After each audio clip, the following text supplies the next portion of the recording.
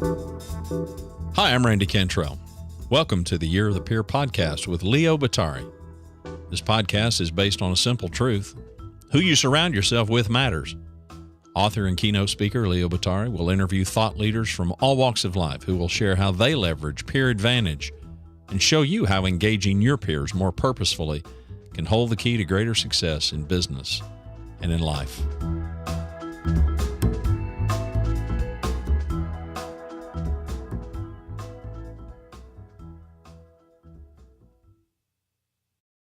Today's guests are Leo Bottary and Randy Cantrell. That's right. We have a conversation today.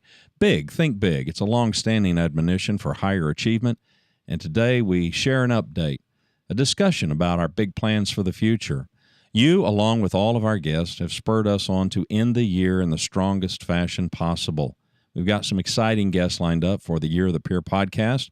And now Leo is writing a new book due to be published in the spring of 2018, What Anybody Can Do. Listen to today's show, and he will explain more about that title and the direction of the book. Next year, we're going to broaden the conversation even more as we continue to focus on the tagline, Who You Surround Yourself With Matters.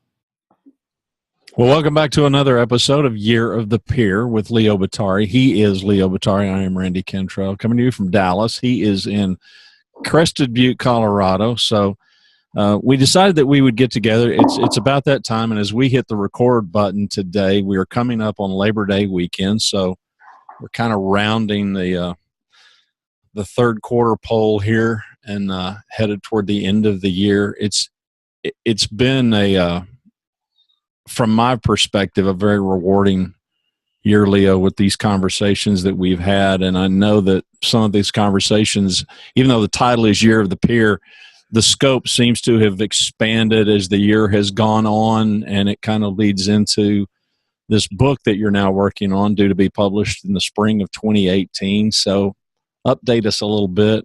Sure.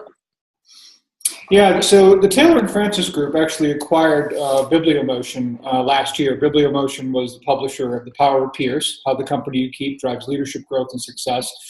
And that book was largely about formal peer groups, how and why they work. And that was really, put together and inspired largely because we were at Vistage at the time, and we knew that these Vistage groups worked really well. We just wanted to talk about how and why that is so, and try to give a framework and language around that. And I think we kind of also stood on the shoulders of other people who have written on this topic, the Bill Georges, the Keith Ferrazzi's, the Rick Franzese, Henry Cloud, Robin Chase, people like that.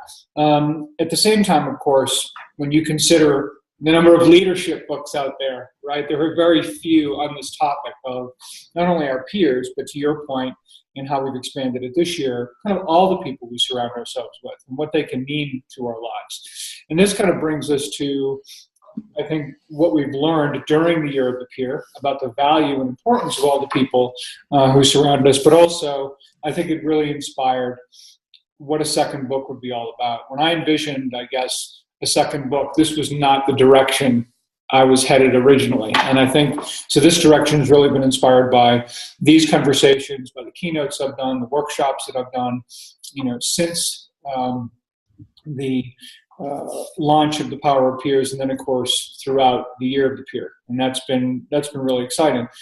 So, what we're looking at here in the title of the book that's coming out in spring of 2018 that the Taylor and Francis Group will be publishing is what anyone can do, right?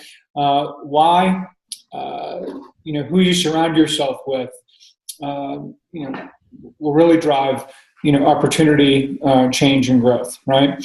And what's fascinating about, I think, this idea is, as you recall, earlier in the year, we asked people for, hey, come up with some titles. We figured we'd crowdsource the title because I was kind of coming up a bit empty, and it's The Power of Peers, so let's get everyone involved, see what we could do in that regard. And I actually got a lot of really wonderful suggestions, dozens and dozens of suggestions that were really good. Many of them, I think, however, were great titles, often not always with a mind toward is there another book with that title already, or is the URL already taken, or is there a feature film? Based on. So what's difficult is trying to come up with a title where you can really have and own your own real estate, in that regard. And I think that was tricky.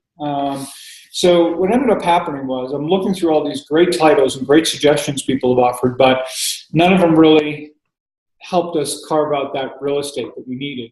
So I ended up just kind of going back through a lot of the things that I've been working on and writing, in terms of putting the book together. And I came to something I read from Joe Henderson. Joe Henderson is a former, marathoner, former writer for Runner's World, who remember reading a book years and years ago where he talked about the fact that, you think about not just running, but success in business and in life. He said it doesn't always, or doesn't necessarily come at all to the people who are capable of extraordinary feats, right? He said success and happiness really comes to people who do the things that anyone can do, but they just don't. And it really got me thinking about, wow, that was a very powerful concept, largely because two things. One, the people you surround yourself with. If you can surround yourself with the right people, we know that can be a really positive influence in our life. What do we know? Anyone can do that. The really powerful thing about surrounding ourselves with the right people is that when you do more of those things anyone can do more often.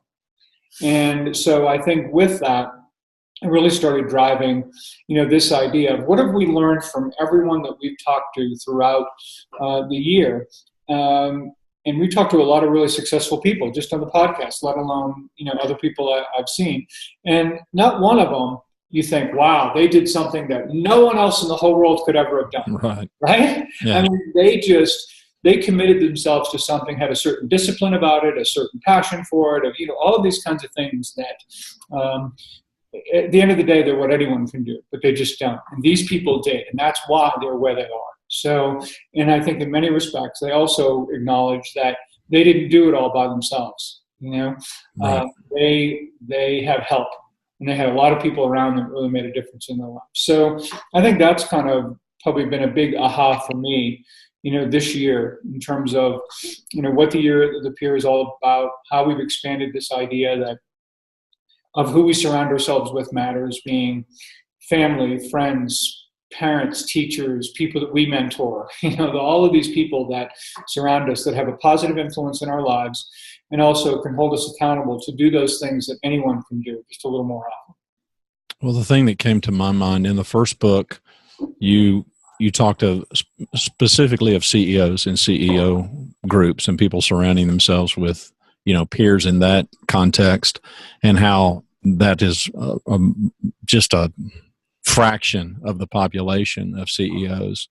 And if memory serves, it was something like 2% or less. So a really low number.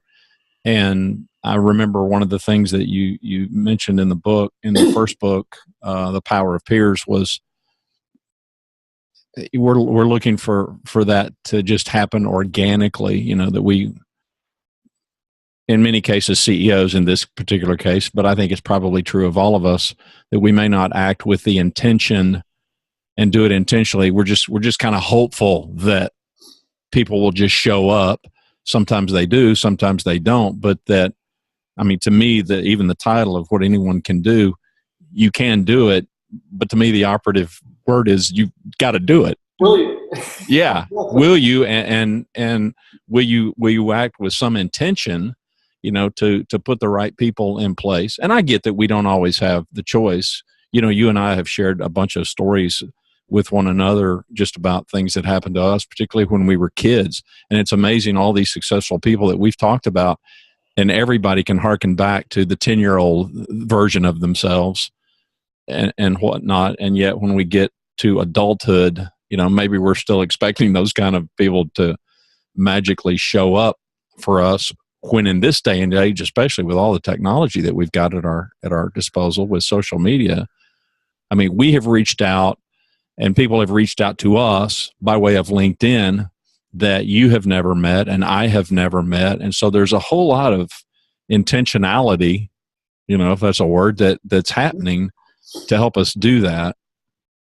thoughts, just about the intent versus let's hope that something organic happens? Well, there's no doubt. I mean, as a lot of people talk about, hope is not a strategy, right? I mean, yeah, right. Yeah, exactly. And yet still a lot of people embrace it as a strategy. People have a lot of really great intentions. And I think a lot of what we'll talk about in the book is the fact that, look, you and I talked about the whole University of Scranton study about how 92% of people who declare a New Year's resolution end up failing at it. Right. Because they set unrealistic goals, or they set, goals that were out of reach for them. They could have done them in most cases. They just didn't. And in large part, it has to do with, sometimes it was, maybe the goal wasn't specific enough. But I think in a lot of cases, it has to do with the fact that I didn't, or let's say that I was the one who said, all right, next year I want to, lose 10 pounds or whatever it is, right? Then if I actually told people around me that this is what I wanted to do, help me do that, try to encourage me, any tips that you have, or, whatever, I can possibly do. That if I enlisted that support and I actually put myself out there publicly and said, this is what I want to do, I don't want to fail, at that. And I'm going to get the support. And again, there's no real trick to it that, when it comes to losing 10 pounds, at least for most of us, it's pretty much what anyone can do. Yeah. If we just ate right and we exercised with some discipline and we did the things that we all know, are required, and we know ourselves well enough to know what that's going to take.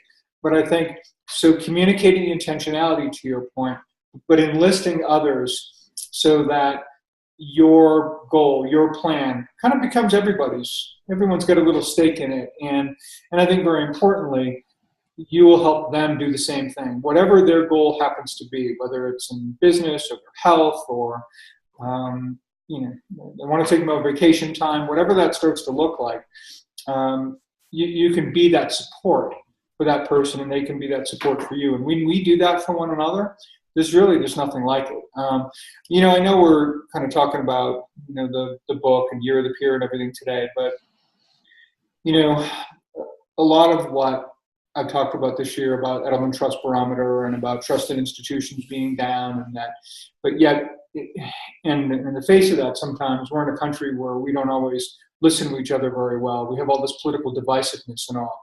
And yet at the same time, here we are with, the incredible devastation that's happening in Houston. And to see what happens when people really come together, it's really remarkable. So it's unfortunate, I guess, sometimes that it kind of takes events like that to come together and do that. And I think while I find it unbelievably extraordinary, as I think a lot of people do, that just people are there for one another and incredibly selfless and generous and giving. And on the other hand, if we brought a little more of that into our lives, that always didn't involve crisis, I think, the world would be a lot better place. Well, and there's so much safety behind a keyboard, right? I mean, for the haters to hate and the trolls to do their trolling and whatnot. I mean, even here in Dallas, and when the gas stations here are currently running out of gas. All the refineries that got shut down in South Texas, and I don't know I know prices across the states have escalated in the last 6 days or so because of the 5 major refineries shut down there. But starting last night, a run on stations, and now the venom starts flowing, right? I mean, you go from being selfless in one hand and people wanting to support, and then when it begins to really hit people at home, okay, well then their self-centeredness comes back out, and people start getting pretty hateful. I'm really struck, and not to kind of shift gears, but I'm struck by all the conversations that you've had and that we produced at the show, and everybody, to a man and woman, have got stories of, it's not stories of, and these are highly educated, very successful, very accomplished people. It's interesting that the focal point very quickly is always, and I realize that's the theme of the show, but I think it proves the universality of it's the people in our lives that have helped define us. Well, whenever we've asked anyone, "Hey, did you get where you are all by yourself?" They all but laugh, right? When Yeah. everybody to a person, Right. And yet you still see all the, all the blurbs out there and all the clickbait stuff of, the self-made millionaire and the self-made this and we've not talked with any self-made people. I don't suspect there are any. That's my own personal view. But there's a distinction, and I'll talk a little bit about this in the book, but there's a distinction too between self-made and by yourself. Okay. Yeah. So on one hand, good point. People can take credit for being, self-made in many respect, as long as we acknowledge that they didn't do it by themselves entirely. And I think that, that there's some. That's what we have to remember, I think, when we are hearing and reading all these stories and hearing these accounts of self-made, this, that, and the other, that I guarantee you that it wasn't completely by yourself, in these cases. I mean, they had some help from someone or something, and let's face it, and also the things we take for granted. Like here in the U.S., we have an infrastructure around us that we wake up every day and we turn on the water, we turn on the lights, we do, we all these right. things, we pay for, but we also take for granted in many respects. And we have an environment right out of the gate that allows us, affords us an opportunity to do a lot of things. I think when we have good intention, when we are willing to do the things anyone can do, and we are also willing to invite people in to help us do those things more often, you're going to do pretty well. I mean, most people, I think, are going to achieve a level of success and happiness that they're going to feel really good about. And I think part of this also, this is not about trying to define what success or happiness or anything like that, because neither of those are destinations anyway. They are part of an everyday thing. And we get to define that for ourselves. And that's I think the real power of it. I think sometimes people do have self-limiting beliefs, no doubt about that. I mean, the power appears, think about all of the people that I talked to who thought, oh yeah, boy, I'm a $1 million company. I'd love to be a $2 million company in 5 years. And they're surrounded by people who look at their business, they look at them and they're like, really? You could be a $10 million company, a $50 million company. But so all of a sudden, these self-limiting beliefs start becoming like limitless possibilities, because other people help us see those things and they will actually help us try to get there. So, I mean, I just think there's a lot, of power in community, and the fact that if we surround ourselves with really good people and they can help us do the things that anyone can do more often, that's pretty cool stuff. Yeah. Well, and I think it's also cool, and it has come out, in some interviews more so maybe than others, but the power of people to be givers, the power of someone, whether it's intentionally seeking it out or whether it's an opportunity that they are just afforded to really make a positive impact on somebody else and to give them a leg up, and the power that comes back to the person who's doing the giving. Go back to one of the first shows that we did. I think it was maybe the third, or I forget which one, but with Louis Schiff was all about, right. Good givers are good getters. This is kind of how he framed it. But and he also talked about it as you don't give to get, but you give of yourself in terms of your time or whatever those currencies may be. And to your point, things will come back to you. You will receive an ROI.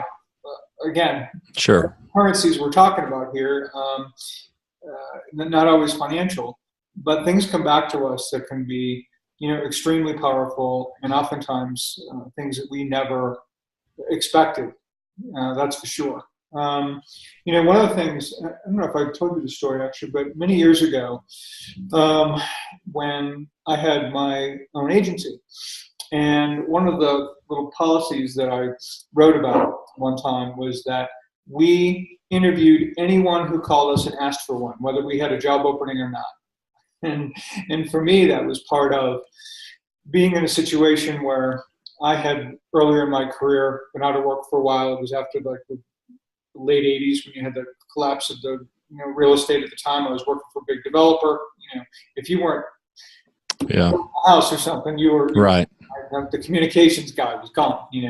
But anyway, I remember how hard it was to get an interview. How hard it was. All I wanted to do was get 5 or 10 minutes of somebody's time on the other side of the desk just to talk about how I may be able to add value to their organization. You couldn't even do that. So I remember thinking to myself at that time, hey, if I ever get the chance where I get to hire people, we'll interview everybody. So what was really interesting about that was, I got more, in some respects, hate emails and things from people who are saying, what are you talking about? How do you possibly have time to do that? We don't have time to do that. Now it's putting pressure on us that we got to interview everybody. Right.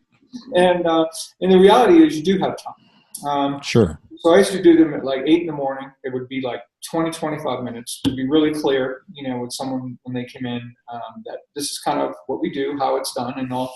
But what was fascinating was, so not only, and of course, because now we had so many of them, said I have other people interviewing instead of just me. So it helped everybody's interview skills. People got in, and they really got to finally have someone listen to them and what they were about. I think any advice or help we could give them in the course of that exchange was, I hope, helpful for many of them. We couldn't hire all of them, but we did hire some, because when we did need someone who, I know everybody who's available. I know everyone who's out there right now. I can say, right. That person would really help us on this piece of business, and we get them involved. But here was the unexpected benefit of it.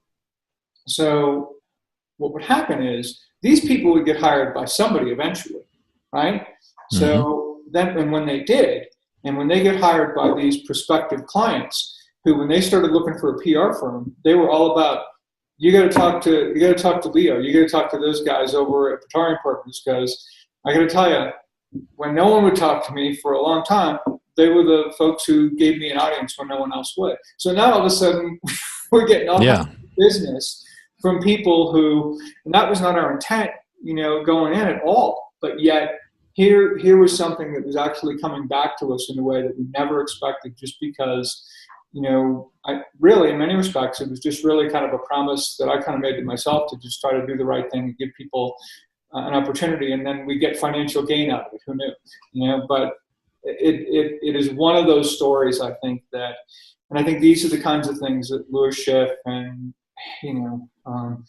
Jeffrey Hazlitt, I mean, so many people have talked about, right, who have, I think, and I think very proactively, by the way, introduced that theme, right? Right.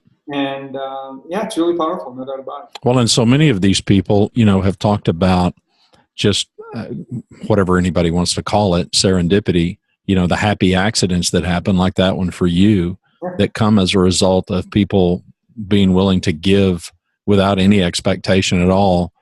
I mean, sometimes even if you did have if you limited yourself to your expectation, you're not going to get as much as you would get if you didn't expect anything, because the happy accidents oftentimes are way more valuable than anything you would have intended to try to get from it anyway. Well, I think sometimes too, we only find what we're looking for. So I think the more open we are to things that can come in our direction and possibilities, the more likely we can recognize something that we never might have sought out, yet we see as something helpful for us, that or helpful to someone else, that where we can deliver value in some way. But I think it's easy to be looking for a certain thing, and you're stepping over all of these other opportunities, right? At the same time, because I'm so focused on this one thing that I'm looking at, when in fact there's a lot of possibilities out there. So there does seem to be somewhat of a common denominator, though, of if not all, many of the guests that have been on the show are people that, I mean, it's kind of ironic, I don't know, but it's this common denominator of people who were open to outside perspectives, other points of view, I mean, there's clearly an advantage to that that's palatable when you talk to these people and they comment how they were headed down one path. That was kind of their intent, but at least they were open to listen to someone else, hear some other. I mean, to your point of the guy that thinks he would be tickled if he had a $2 million company, and other people say, you're 10 times, you got the potential to be 10 times that. You bring up the guests too, and I think that the guests on the podcast, to me, I have people all the time will ask me, how do you get these people to show up on the show? And it makes me laugh, because I basically said, well, we ask, and they're kind enough to say yes, basically. It's really kind of the simple. Right. But I think the reality is that when you look at the Jim Kouzes, the Rich Karlgaards, the J.J. Rambergs, I mean, just go right down the list, right? There isn't one of them whose career, was somehow, benefited in any big way because they appeared on our show.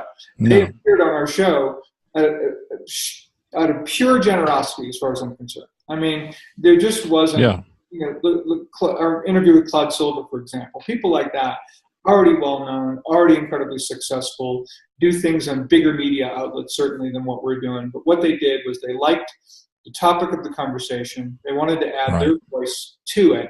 And I think we're just generous enough to do it. And I think it speaks to, who these people are. And when they talk about being givers, I think every one of them demonstrates that just by the time they give us, preparing for and being on the show, and providing, I think, listeners with some incredible, input and insights and, advice that, again, 99 times out of 100, these are things that anyone can do. These aren't things that, no, I've got to go off and study 10 years and do this. Or they're not feats of superhumans.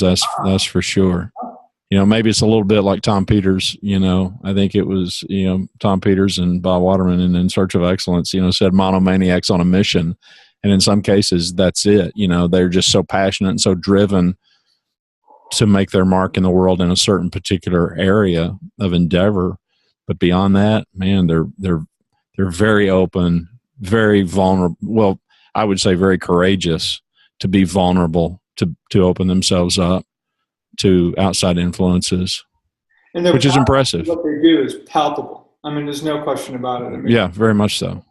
They found their niche. And by the way, almost to a person, this is where we've asked people about, like, hey, when did you know you'd be interested in X, Y, Z? Right? I mean, right. They just kind of discovered it. And they discovered it largely because they were open to other people. They were open to other influences. Most of them are involved in things today they never imagined they'd be doing 5, 10, 20, 30 years ago. And I think that's really remarkable also. So the fact that we're having this conversation about this topic right now, 5 years ago, would I have imagined that, I'd be working on my second book, or that I'd be speaking and all that now? I mean, all I ever knew was being on corporate communications, kind of advising leaders either on the agency side or on the client side, doing that. That was my life. That was my career. I'm doing something entirely different right now. And in some ways, I don't know how I got here. You know what I mean? But, but I have an interest, obviously, in what, I'm writing about, what I talk about, what you and I do in the podcast. And, it's amazingly rewarding, and it's really fun. And well, as we head toward the end of the year, let's talk a little bit about, not necessarily naming guests, but just kind of our intentions to end the year strong. We're approaching. There is no secret, I don't think, to the listeners and the viewers. We're approaching the podcast very much like we believe business people should approach their business in the year strong. It's as simple as that. We want to end the year, the Peer Podcast, for this first season. We want to end it strong. And so we're working hard to bring the very best guests that we can. And it's been a really diverse group. Maybe it certainly has been more diverse than I first envisioned I don't know if that's the case for you, but I mean, these are people from, the Louisiana prison system to, all walks of life. And it's just, it transcends whatever niche you're in, whatever pursuit, whatever you're trying to accomplish in life. There are people on the planet that will help you and that you can help as well. But let's talk a little bit about, kind of our desire to do that. And then I'd like to end with you kind of sharing whatever you're willing or can share with us about the book. Tease a little bit so that we can share with the audience and let them know what they can expect. Yeah, I think there's no question that I think we're going to close out strong in terms of and I think not close out stronger necessarily, because we've had an incredible group of guests, as you said, but I think continue with what we're going to have. We're definitely not going to go out with a whimper. Let's put it that way. Right. Brian Solis will be on the show soon. Very excited about that. As you know, we've been just trying to get a date with Shay Ralph, who's an assistant coach at University of Connecticut. I interviewed her for the book the first time around, and continued to maintain some contact there, because I talk about that team quite a bit in terms of 111 consecutive victories. They're doing something right, so we should try to learn from them and see what they're all about. And I think when you crawl inside the culture of accountability that exists among the players on that team, the focus on the coaches and on everyone about the value and importance of just being good teammates, it is so inspiring, really, when you see what a group of people committed to that common goal of winning a national championship. And not even that, I think I would be even safer to say, and I think it actually cheats them in some ways to say that they're all just about winning a national championship. While that is a goal, what they're really about is getting better every day. And I've never really seen, an organization that is about continuous improvement, no matter. They don't measure that against their competitors, because clearly they're beating teams by 30, 40, 50 points a game oftentimes. Right. So that becomes irrelevant for them in many ways. They're not about trying to be better than the next competitor. They set their own standard of excellence, and they continue to move the bar. Coach moves the ball. And it's not about the individual. It's all about the team too. Right. Yeah. You don't go to UConn because you want to be the leading scorer in the country, or because you want to be, an individual superstar. You go there because you believe you can add value and help a team win a national championship. And but at the same time, you have to have. There's a lot of great players who never get recruited to go to Connecticut because they're not going to be that type of player. That type of team that is necessary to be successful in that program. And I think one of the things we've learned, whether it's from Pat Waters from LinkedIn or Claude Silver or any of these folks, is being able to really identify who are the kinds of people, because we've all had great resumes. We've all had these hires that 3 months around, 6 months later, we're like, why isn't this person working out, right? And, I think to really be able to identify what are the attributes of a person that make them successful here, specifically, and whatever, I don't care if it's UConn or your company or wherever it happens to be, the better you can get at identifying those things. And then once you get those individuals, and then to get them to trust one another and to be productive together and create a culture of accountability with them, it's really extraordinary. And again, that is something that is reinforced time and time again, by our guests. And it really starts to become this theme that we keep returning to, is who you surround yourself with matters. And it is, on one hand, surrounding yourself with the right people in your life is what anyone, is capable of doing. And the better part is that once we do, then all of a sudden those people help us do those things anyone can do more often, and help us really get what we want out of our lives. And it's pretty cool stuff. And I think that all of our guests and all of the places that I've been, not only during the Year of the Peer, but since the launch of the book, whether it's in business or academic settings, I'm just learning all the time, from people, and so it's cool stuff, and I want to continue. That's, to me, in many respects, one of the big reasons I want to continue doing this. I want to add to the body of work myself, on around peers and the people we surround ourselves with. But I think more importantly, I would love if, just thousands of other people decided that they wanted to write about it too, that they wanted to bring it forward. And I'm already seeing, I think, a lot more, articles around the value of collaboration, the value of listening versus judging, the value of, safe places. And, you think about all the topics that have been touched upon by our guests just on the podcast.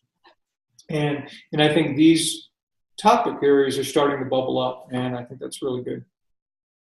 And we're going to continue to bring, as diverse a group as we can. We've intentionally done that. And yeah, to your point, I mean, everybody's been super generous and super gracious.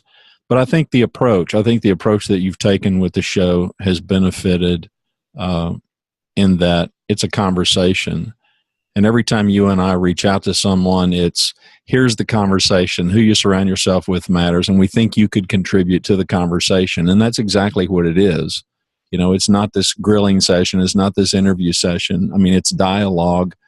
I mean, I think the nature of the show, I hope, is illustrating to our audience, this is what it is. It's this give and take that goes on between, in this case, two people who have this conversation and share it. Let's end with anything that you can or would share about the book and what we can expect from the book. Yeah, so the book is really kind of similar to The Power of Peers. It's divided into three parts. The first part really talks about really why our peers and why the people we surround ourselves with actually matter more than ever. We talk everything from various stories of my own that people have been shared to research from the Edelman Trust Barometer, where you see from 2001 to 2017, the continuing importance of and the rising and growing importance of people like me, peers, and the people we surround ourselves with, and the incredible value and credibility they have. When you look at organizations today, and you look at the credibility of the CEO versus the credibility of your fellow employee, right? In most organizations, it's not close. You are relying on your fellow employee and employees to make sense of whatever, is going on. And I think that, and the other thing too, that the Edelman Trust Barometer basically cited was that when you look at academic and technical experts who basically enjoy the highest level of credibility in terms of being spokespersons on different topics, as of 2017, peers and our people like me joined them. And so they are among right. Three, right? So we want to rely on people that way, and we talk about the fact that we don't have to go it alone, and I think make the case for that in part one. I think in part two we talk about a lot of the bit of the lessons that I think many of which were shared in the podcast. Think about just this whole concept of we learn better when we learn together. Remember our conversation with Linda Darling Hammond. Probably knows, clearly has written more about education, like we talked about, than most people right. have read about it. But an extraordinary guest and offered extraordinary insights about collaborative learning and what that looks like. And,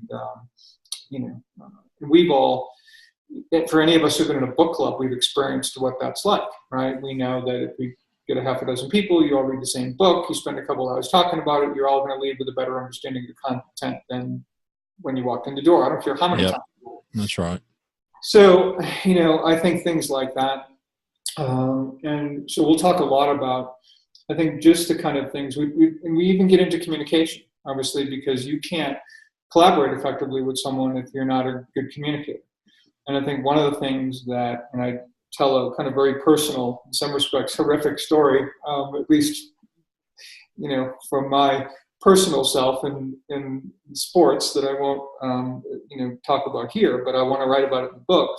And the point being is that while I would love to take that back, at the same time, it gave me one of the most valuable communications lessons that I ever received. And that is this idea that the responsibility of effective communication of the message as intended is that of the sender, not the receiver.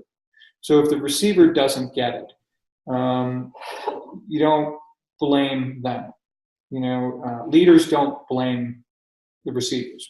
Leaders make sure that whoever was on the other end of that exchange grasps the message as intended, and they have certainty about that before they let go. So, like I said, kind of speaks to the story. I'll tease people and tell them it's a junior high story, so it goes back to his youth. But that again, it speaks to just the value of these really early impressions on us. Yeah, sure. And it's a metaphor just for that very situation. And then in those kind of lessons, if you will, there's a bunch of things. And again, these are takeaways that anyone, I think, can kind of bring forward in their life. Some are particular concepts, some are mindset that we can take. And then really part 3 of the book really deals largely with what this kind of looks like in your organization. To see your organization, I think, much more horizontally than vertically. Everyone tends to communicate down through their organization and not always across it very well. And I think that's a real help. And also, I think really closing with the value of really having a people plan. That it's not just about the task, it's not just about the outcome, it's about how do I surround myself with the right people so that I can do what I want, business and in life, and I can help others do the same. And I think when we have a good people plan, we can do some pretty extraordinary things. So, well, and Claude Silver proves from VaynerMedia, and here's a burgeoning company that is really gaining big traction, and it's all about the people, and that was her entire focus, and it's building speed in their ability to go to market. So there are very practical rewards for all of this. This isn't just kumbaya, let's hold hands and feel good about stuff. There's very practical and real world returns on the investment for sure. Yeah, when you look at VaynerMedia, what is it? Went from like 1 to about 800 employees in 7 or 8 years.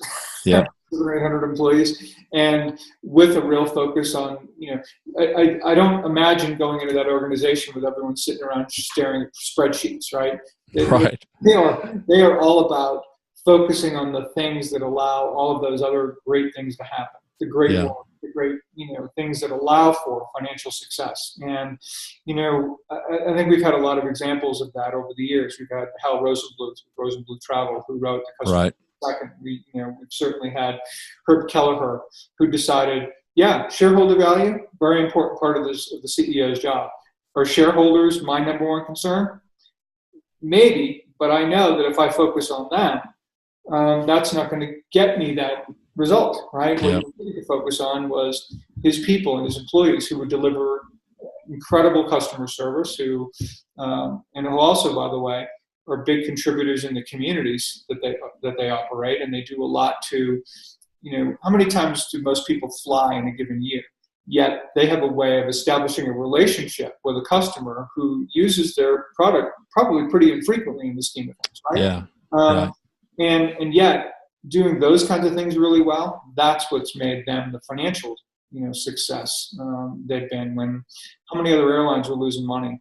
How many other airlines, had a completely different approach to the aftermath of 9/11, for example, other than when you look at how they've done everything, they're not only just committed to their people when times are normal or times are good, but when times are tough, that's when you see that commitment is real.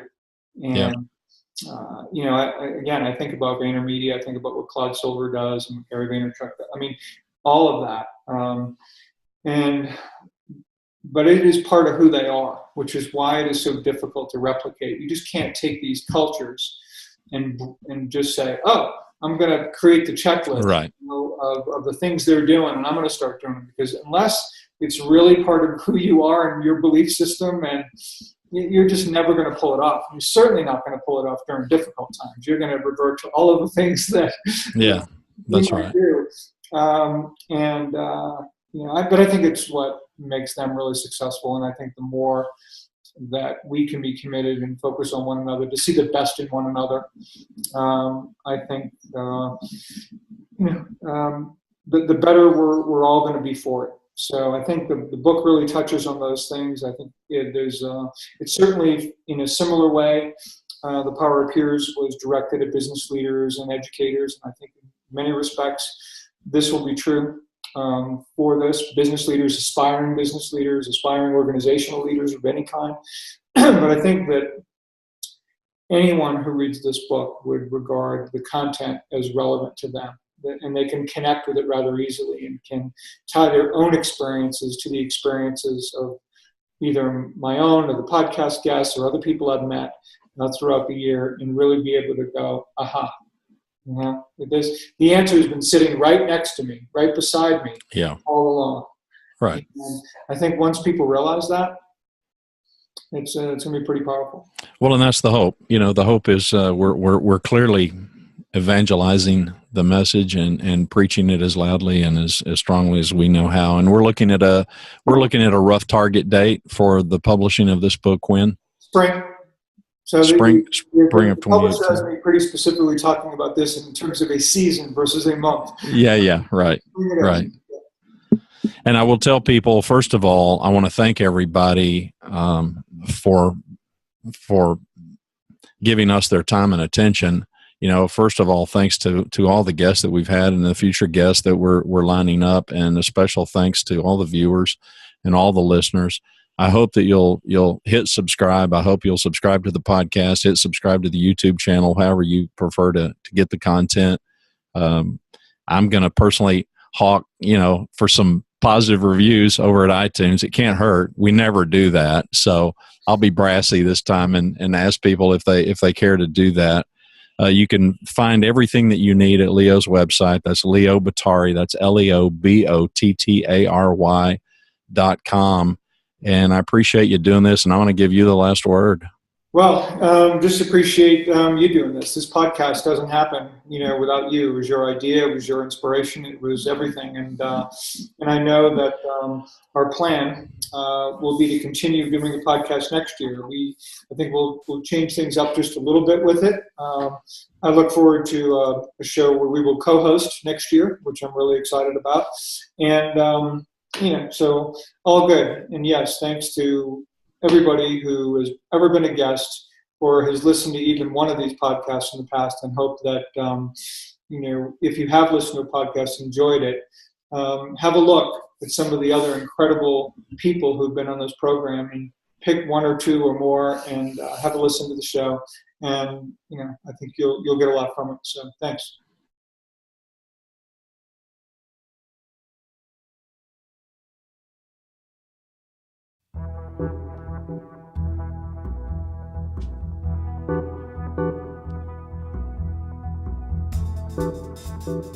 Thanks for joining us today. To learn more about Peer Advantage, to submit questions to Leo and our guest, and to subscribe to the Year of the Peer podcast, please visit us at leobottary.com. It's LeoBottary.com. This podcast is produced by me, Randy Cantrell, hosted, of course, by Leo Bottary. Music provided by Kevin MacLeod, Vibe Ace. Licensed under Creative Commons by Attribution 3.0 license.